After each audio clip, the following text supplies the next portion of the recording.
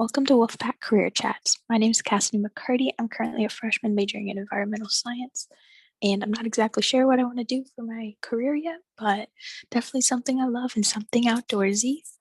Today we're going to be interviewing Kinsey Rayborn, and let's get started. Hello. Hello, good morning. How are you? Good. How are you? Very good. Alrighty. So your name is Kinsey Rayborn, correct? Alrighty. Can you tell me a little bit about what you do right now, like with your current job and like what your responsibilities are? So I'm a conservation knowledge officer with a team called Trust in Food. It's a Farm Journal conservation initiative, and we focus on applied research for agriculture across the nation. So I've put out reports about farmer perspectives on water and climate change and policies that are coming out to really bring the farmer narrative to the spotlight and amplify those concerns and address any challenges that they have through different moves that are being made across the agricultural sector. Cool. So do you like talk or communicate with farmers like on a daily basis, or do you do like research about their opinions or something like that? Both. So I talk to farmers on a daily basis because I have kind of a group of farmers, a farmer advisory board that I bounce things off of. But then the majority of the work that I do and put out into the world is a lot of research and analysis. So I will build survey programs and the architecture that involves those, get the information back, analyze that data, and then put out the reports for whatever client we're working for. Maybe it's an in-house kind of focus that we have. So I'm contacting farmers from coast to coast in all the agricultural regions, but still have like a farmer advisory board to make sure that I'm interpreting the data that I get correctly. Okay, that's interesting. And then a question about how like COVID has impacted farmers. Like, how has their business really been like? Has it suffered at all with the pandemic at all, like the food industry? Well, this is the really good thing is that agriculture is a stable market. Not in market prices, but it's always going to exist and it's always going to be work that's within it. So, and Farm Journal is a media publication. So whereas I don't work on editorial or anything like that, the two things that are not going to be impacted too terribly heavily whenever you have a pandemic is agriculture and media. And I just happen to find myself in a position that works for a media company in agriculture and research. So I haven't been impacted. And I worked for the USDA before this, and I was the GIS and disaster program specialist. And so working there would have been a totally different, experience with the pandemic, but this job's been work from home the whole time that I've had it pre-pandemic. So nothing really changed. It's kind of, it's a new form of stress that I feel like I haven't been impacted heavily enough by the pandemic when so many other people are suffering. So, came out kind of on top, if you will. That's good. Yeah, that's good. So yeah, I did look at your LinkedIn. I did stalk it a little bit. I know you have a background in like conservation and stuff like that. Could you explain like GIS a little bit? Because my advisor, she like told me to take a class in GIS, but I'm not exactly sure what it is. All I know is super important. So could you tell me about that work? Yeah, absolutely. So I love maps. My undergraduate is environmental science and law, and I went to Humboldt State University, and I took my first GIS class because it was required. And while it was a required class, it was arduous. It was really difficult. I couldn't wrap my head around it. It's so many moving pieces, and working in ArcMap and JS is definitely something that you have to keep your skills up or you kind of lose them. It's like, because it's a lot of different pieces, but whenever you're working with GIS, it just gives you a really good idea of where everything's at. And one of the things that I would always do is environmental analysis. So say that I'm trying to identify farmers within an area that are close to a waterway. I can download a map, I can draw a buffer from that map, and I can identify the zip codes along that waterway. And I can categorize the farmers that are within that buffer as, low impact, medium impact, and high impact. And then I can kind of address how I would, engage with those farmers based on how far they are from the waterway with conservation practices that improve water quality and water quantity. For one, and working for the USDA, all farmers who come in there have a map. So I drew all the farmer maps for North and South Carolina for a couple of years. So everyone that came in. So that way it helps them get better crop insurance. Whenever disasters hit, it gives us a better idea of how to get them what they need because we have it mapped out down to like the 1/10 of an acre. So we can be really precise to make sure that, maybe a farmer estimates they have 200 acres, but they have 220. Then we can make sure that that 20 gets included so that whenever they file any losses, we know that and they don't get shorted on the other side. Yeah. That sounds really interesting. But yeah, Um, I'd encourage you to go towards GIS and mhm. mapping. It's every single county across the United States has a GIS office because Okay. of all your county records. So it's something that's prevalent, it's something that's available, and it's really neat skill to Mhm. have with GIS. Yeah, I'll definitely look into that. I'm not sure if it was required or not, but it does seem pretty interesting. Mhm. Yeah, and definitely useful. Yep. 100%. Um, so I know you did some work with the Peace Corps Mhm. and AmeriCorps, I think. Mhm. So what made you like want to join the Peace Corps and like do stuff like that? Because I've been looking into like service like that and whatnot, and it just seems really interesting. So if you could tell me about like application and then like your time there. Yeah. When I started, like my first kind of like community like engagement type job, like AmeriCorps and Peace Corps, was AmeriCorps, and I moved to California, and the school that I wanted to go to was like 2,500 a year, which was Hmm. super low. Hmm. But if you are not a resident of California, it was 25,000 a year. And so my first introduction to community service was selfish. I wanted to live there for a year, but still get a paycheck, and I had no Hmm. experience. And then here comes AmeriCorps, of which I am a huge proponent. I have shouted it from the rooftops that AmeriCorps is an amazing program across this nation. And then whenever I graduated, I wanted to do international travel. I wanted to do development work. And the Peace Corps, I joined there whenever I graduated with my undergrad in 2011, and it just kind of lined up. So I had 3 different jobs that were out there, and it was either be a wilderness ranger in the Selway Bitterroot Wilderness around Montana, or be Hmm. an education or outdoor education teacher in Alabama, or go and do agriculture in Zambia, each of which would have sent me down a solid different life path. Hmm. For sure. But Peace Corps won out because it's what I wanted the most. The application process was pretty easy. It's more about follow through. So it's a big packet, but really it's your first step of showing that you can finish a task.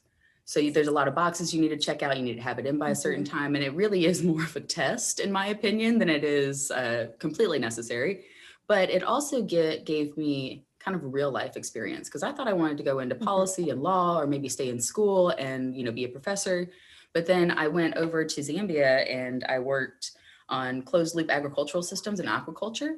So I Hmm. was helping farmers put in better practices, reduce soil erosion, really combine all their practices to increase that efficiency. And I just really enjoyed the work. And that's what kind of launched me fully into agriculture. Besides kind of Yeah. dabbling in it as a kid with my Hmm. family, I've always kept Yeah. bees, not like a wheat or Hmm. corn farm, but there's always been an acre of, fruits and vegetables that we've grown. So it's just one of those things that after deciding across those 3 jobs and doing the work it took to get all 3 of them, this is the path I Hmm. went. Sometimes I Yeah. wonder what it would be like to be a wilderness ranger still today, but Yeah, that does sound interesting. that I've would have looked been into cool. that as a career too. It seems, They would yeah, have given me very. a horse. Like that would have Oh been yeah. like I would have ridden a horse and had a cabin in the middle of Hmm. nowhere, just like found campers. Like, are y'all behaving? Okay, and like Hmm. ride off on my horse into the sunset. It was a very cool idea. Yeah, that does sound pretty interesting for sure. So Mhm. I know you said aquaculture, and then I saw the word aquaponics, I think, on your LinkedIn. So what are those exactly? Because I don't really know anything about that. Yeah, so aquaculture is fish farming. And so Hmm. that's what I did in Zambia. That is fish ponds, how to integrate different agricultural practices with it, how to build the pond, get your broods going, your fish species and things of Hmm. that nature. So just fish farming. And then aquaponics, I worked as an agricultural engineer with a company called ACDI Voca. And they sent me over to work at the Science and Tech University in Ghana, where I built their first aquaponics system. And so that's where you have a pump that brings your fish water to a gardening area or whatever crops that you have. Okay. So that you're creating a closed loop there. The fish make the Hmm. dirty water, the plants clean up the water and take the nitrogen they need out of it. And then once the water cycled through all those roots, it goes back into the fish tank. So you don't supply your the vegetables in your crops with any different nutrients, because the fish are providing it all. And Hmm. then the fish are getting that clean water back again. That sounds So, really yeah. interesting. So Yeah. hydroponics, but without inputs, because the fish provide Hmm. the inputs. Yeah, that's really cool. Is that something that would like be able to be widely implemented in regions like that would benefit the most from it, do you think? Well, Or is energy it is required for it. So, okay? in places where you, at the Science and Tech University, I mean, they're pretty good. They had plenty of Hmm. energy for it in different. Like we experimented. I'm not a PhD, but I led a team of PhD students to Hmm. build that up, just because I had the skills and was coming over there to work on that. Um, I wouldn't say that any one alternative farming system is the answer to everything. Because when you have alternative farming, there's an energy consumption. You have to have a controlled climate. So if you have fish out, if you're doing an aquaponics system and your fish are having access to the sunlight, it causes an algae bloom and you have way too much to work with. And then it's also heating up that water. So you have to control the climate, which is a lot of energy. I worked with a different group where we coded ways to automate a hydroponic and an aquaponic system. So there's also kind of an AI aspect to it. But whenever you have places that are cities that don't have access to open land, then alternative farming like hydroponics or aquaponics are totally viable. That's something that you can remove from, but it's that give and take, that if you have a whole lot of land dedicated to farming, we can't all farm in the ground. There's not enough land for it. The land is not healthy enough. We have to change a lot of our practices to make it more viable. But we also don't have the energy consumption capacity for everybody to go to an energy intensive agricultural production system. It's all about hybridizing and having what you need, where you need it, where it makes the most sense. So what would be some like energy, not as intensive alternatives, stuff like that, if you know anything about that? I mean, so I also worked as an environmental engineer installing micro hydros and solar panels. That was like my college job.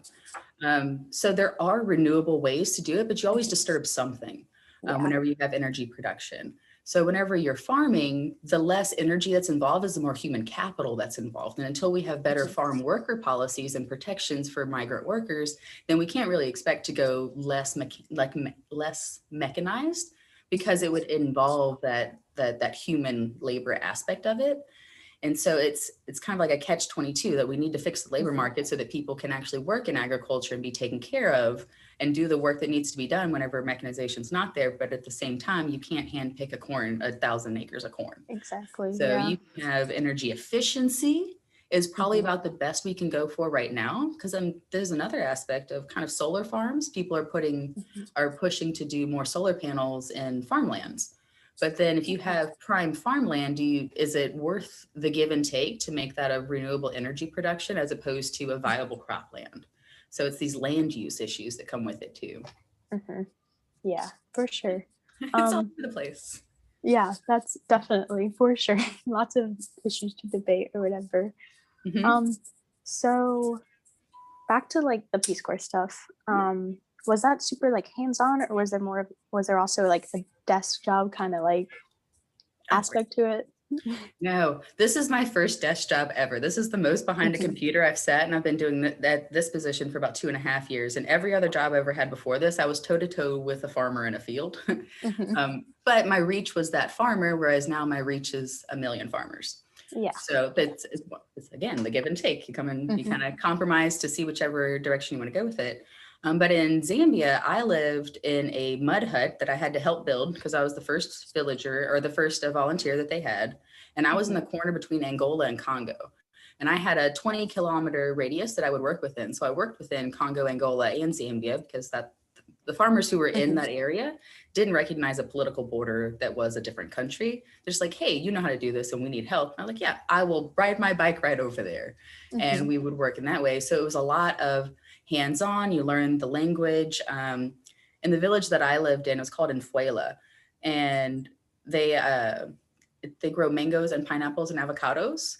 So it was the land of deliciousness. And all the kids that lived in the area would always bring me all of them, because that was like their gift to me. So I kind of burnt out on mangoes, because if nobody's cooking at home, you go and grab a mango.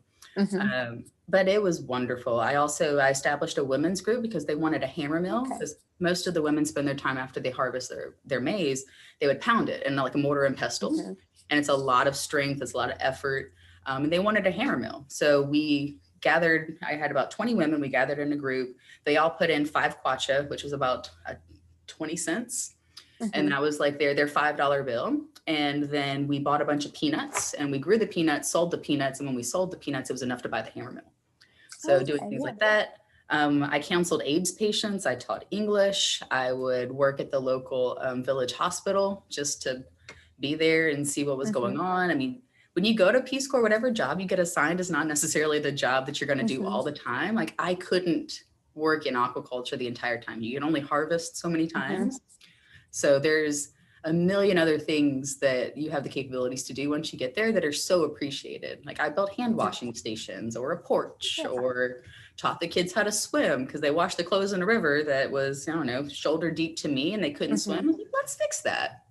And so it's a whole across the board. And then some volunteers get there and say they were, you know, brought in as an aquaculture volunteer, but the village was like, yeah, we don't really need aquaculture. We kind of just need like someone to help our kids pass geography. Or got that. Yeah, or you know, maybe they're low on administrative stuff at the local hospital and they don't know how to keep their stuff straight, so you go and help them sort it out. It's really you're more there to help the village do what they need to do, as opposed to coming there to only do what, you know, the Peace Corps said. They need this. You're like, well, what do you need? That's really cool. Yeah, that's super interesting. I highly recommend it. It was a wonderful experience, made some of my best friends, learned so much, and got the real world experience that you just simply can't get going job to job. Yeah, for sure. For sure. So it sounds like you did a lot of building stuff. Did you have any like prior experience to like building when you came or went to Zambia? No, I'm a kind of a figure it out person. Like I was telling you that I was an agricultural engineer. I don't have an engineering degree. I just knew how to do it and had the skills and experience. They're like, hey, would you come do this here? And that's usually how jobs and different like opportunities come my way. As I worked with someone over here and like, we really liked her. So you should probably, and then pass my name down here. And then it's like, hey, maybe you should go and look at this position that's coming in here. They'd really like to have you, something like that. So it's been like a, I don't know, like a waterfall of recommendations that led me to different places. But I'm from Mississippi originally. And I guess I just learned how to put things together when I was a kid, and it just made sense. And then I was just nice when I got there too. So like, oh, she does things and she's nice. That's going to work out for us. We'll take her. Yeah, we'll take her. We'll keep her around. But I have worked myself out of a job many times. Like in Ghana, I wrote the operations manual for the whole system. And so, and I handed it to them. It was a Word document, easily editable. They called me every time when they wanted to change something. And I was like, all right. And the other company would pay me every time I did an update. I was like, I'm not going to stop you from doing this, but I've made this a sustainable process that you can live on without me and do everything you need to do and expand. But they just wanted to chat. Yeah, that's nice. Get some good, I don't know, people experience. And collecting good people from across the world. That's been probably my favorite part of it all. There are so many genuinely wonderful, amazing, accomplished, impressive human beings on this planet. And I just wanted to meet them. Yeah, it's definitely good to get outside of your little bubble and go somewhere different. So with the farmers like in Ghana and Zambia, do they have like similar like sentiments or like morals, ideas as like the ones you work with now in like America, I assume mostly? Well, farming is an option in America. Farming is survival in different countries. So it was never a question of if you would farm. It was always a question of what else are you going to do besides farm if you had any aspirations in that direction. And it was mostly subsistence. I mean, you have a whole lot of farmers that had large grain farms that would grow different things, but it's all about food production. In the countries that I was working there, Ghana is way more developed than Zambia because Ghana's a lot smaller. They've, established themselves over time. They have different departments with different funding, and Zambia is kind of a free for all in a lot of ways. That they have government officials and they have programs that are there, but it's really everybody's so far disconnected that you don't even really know where all the villages are or what they're called or how to reach them. In different ways like that. So their sentiments to farming was just get it to grow.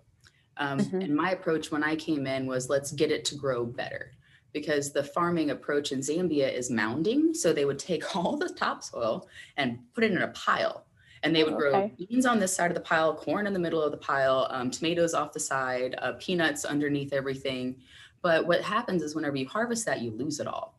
And you have to do it again every single year. You have to remound everything because you harvested it, all the dirt went down. And so I taught them practices of like double digging, where you create a row and you just dig down deeper and make the soil lighter. And then you don't have to do it every year. You do it every 3 years to like remake your beds, as opposed to every single year y'all are out there with these like hoes and axes that you made from a pit fire and an old engine that you found. And you made these tools, but they're still not efficient. So it was kind of working with them to make sure that one, a new farming practice agreed with them, and that two, was going to be beneficial. We also, the way they harvested bees before I got there is they would cut down a tree, hollow it out, and put like that branch in the fork of another tree. And then to harvest the honey, they burn the whole thing down. Oh. So in beekeeping, it's the smoke that makes the bees docile, that makes it easier to harvest. But the correlation between smoke and fire wasn't clear. So they were losing 2 trees in the whole colony for a 5-gallon bucket of honey. And I was like, we can do better. You can do better, yeah. We built boxes and then we hung them from trees and ropes so you could still bring the box up and down. And then I taught them how to bait the box. So, and then harvest from that box too. So it's like, now you can have the same bee colony and then you'll grow the bee colony, as opposed to killing 2 trees and a whole colony to get a bucket of honey. We were pretty good with that too. Yeah, that's pretty cool. Why do you think they did the mounding, like farming? What made them choose to do that? It's traditional. Same thing with traditional agriculture here. It's the way that the family before you did it. It's the way you've always seen it done. And until you learn that there's a different system available to you, how are you supposed to know that your system's inadequate? So I just kind of came in and agriculture was not what I was there to do. They didn't teach me those things. Like, it was just what I knew to be true and knew to be easier. And then you have different houses. So each province, the volunteers have a house that they go to. It's got like showers and bunk beds, and everybody else hangs out, a full kitchen, so you can like cook meals with your friends. And I would go and download, whenever the internet would allow me to, different white papers and report documents on how to improve agriculture. So I kind of did a self-taught conservation focus on what would fit for the village that I was living in. Yeah, that's cool. That's interesting. Trying to like adapt to like what you've been given or whatnot. Oh yeah. Like, one of the biggest faux pas of an international development is not getting stakeholder engagement first. It's going somewhere and saying, you need a school. And they're like, no, actually, we need a well. We got a school. School's fine. So it's all about knowing first why you're going somewhere and not prescribing a solution, but listening and then figuring out a solution. Yeah, I feel like today that's the big thing with like foreign aid or whatnot. So just be like, we'll give you this. And they like do that. And they're like, we did so good, but like it didn't really help in the end. No, and that's what I really learned in my environmental law classes, was a whole bunch of case studies about failures in international development simply because they prescribed a solution as opposed to listen first. Yeah. And so those hit me really hard at very early in my career, as my career wouldn't even exist yet. And it's always stayed with me. It's like, all right, I can't tell people what they need. I need to listen to what they need. Yeah. So I know you completed a master's degree. Was that before or after Ghana and Zambia? It was after Zambia. I did my master's at the University in Leeds in England. And my main motivation for that is, after spending 2.5 years in Zambia, I was not as college smart as I was. Like, I was more life smart, but I didn't remember how to do all the math. I didn't remember a lot of like history things. And I was terrified of taking the GRE. So what I did was I applied to international universities that didn't require a GRE. And it was a 1-year program as opposed to a 2-year. And I thought I was getting off easy. No, it's 2 years of work in a 1-year period at a British Ivy League. And it was hard. It was very, very hard.